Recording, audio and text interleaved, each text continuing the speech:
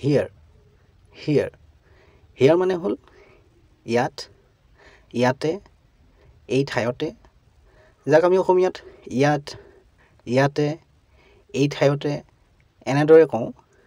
তাক ইংৰাজীত কোৱা হয় হিয়াৰ অহা এই দুটা বাক্যৰ সহায়ত আৰু বেছি ভালকৈ বুজি লওঁ She has been living here তাই ইয়াত বাস কৰি আহিছে since 2001 2001 চনৰ পৰাই